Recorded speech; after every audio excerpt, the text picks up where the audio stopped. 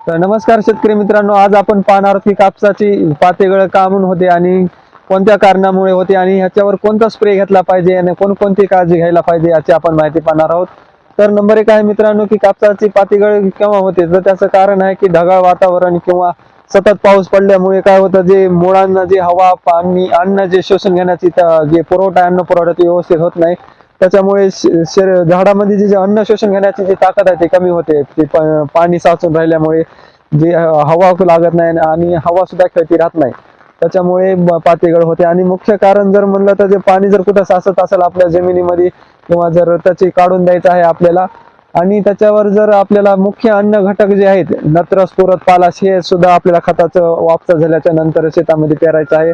त्याच्यासोबत मुख्य झाल्याच्या नंतर सूक्ष्म अन्नद्रव्याची सुद्धा आपल्याला घ्यायचे, जसे मॅग्नेट सल्फेट कॅल्शियम बोरॉन ह्याच्या सुद्धा आपल्याला प्रमाण घ्यायचं आहे.